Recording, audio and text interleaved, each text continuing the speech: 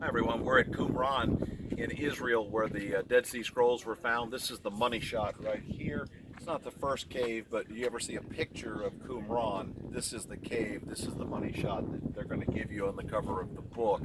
But I want to talk to you a little bit about what this is really all about. What Qumran represents is the biblical text, and we're constantly trying to pound that into your head. In our church, that the text is what matters. It's not what the denomination says. We're not a denomination, but the reason churches get in trouble, the reason denominations get in trouble, is because they get away from the text. And when you say to somebody, well, here's what the text says, and they go, well, look, we've evolved past that, we're better than that, the culture has changed. No, the biblical text either stands or it falls. If the biblical text is true, and it is the inerrant word of God, which I contend that it is, we can defend it from the Old or the New Testament, whichever way you want to go, then that's what we stand upon. If it is a evolving, living document, then why bother? Why even bother with talking about truth? Because we don't have any. If the church is going to write its own rules. So what Qumran represents is the importance of the text. There are a group of guys that came out here and they spent their entire lives copying the text, copying it onto leather scrolls, and then I'm not sure how far we got, but there would be a guy that would check the text when you got done. If there was one mistake on the page, they ripped it up and burned it. It's no good. And how do we know that they were that good? Because 2,000 years later, we unroll them and they read exactly like the Hebrew text today. My contention is that the reason they got so much attention when they were found in 47, and they found some last year, but they got so much attention, but the reason it got downplayed after that is because I really think liberal scholars thought they would find all kinds of mistakes in the text. Well, what they found was not a mistake. It is word for word, letter for letter, exactly what the Hebrew text says today. What does that tell us? That the text is true. The rabbis said, taste and see that the Lord is good. Interesting. Well, they used the example of honey. When you would be in school, the rabbi would put honey on your slate so you could taste it. So that was a constant reminder of how good God was, how good the Word of God was. Now, interestingly, we found when we say like they found pieces, sometimes we're talking about tiny little fragments, may have one letter on it. Other times we've got, like the Isaiah scroll, we've got the whole scroll, we've got the whole story, which again, God gets the last laugh.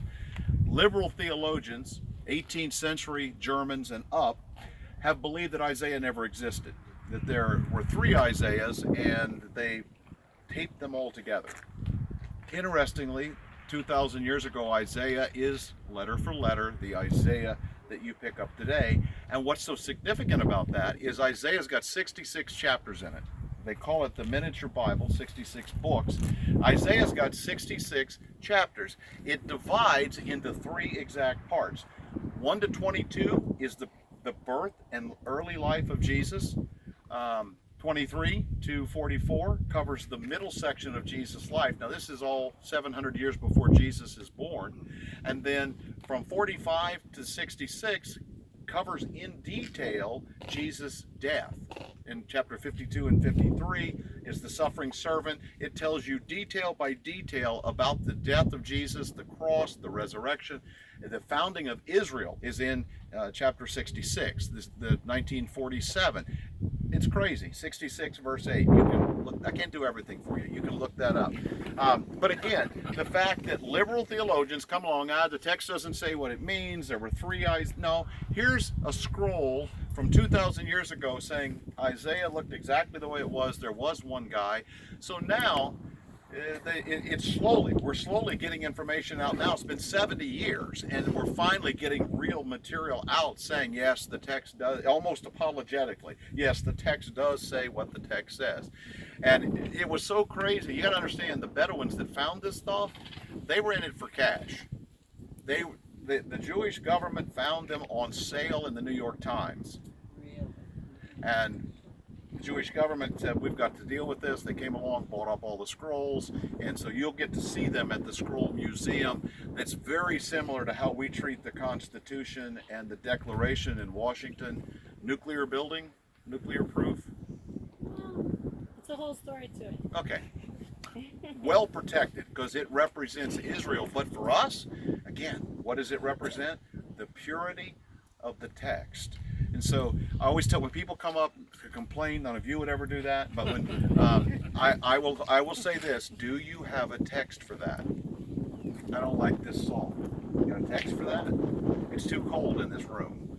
I don't know that we ought to be able to define what marriage is. You got a text for that? Because I have a text. And again, it's not about me being right. It's not about you being right. It's about us finding out what does the Lord say. If it is the Word of God, if it's not the Word of God, let's close it up and go home. If it's the Word of God, which, again, inherently I believe with every part of me that it is, the Old Testament and the New Testament, then what matters is the text, not the denomination, not the pastor. What matters is the Word of God, which, since in John 1, Jesus himself is the living Word of God, you start to get the picture there. All right, well, this is Qumran. We'll get you a picture of the Isaiah scroll when we're in Jerusalem. Thanks.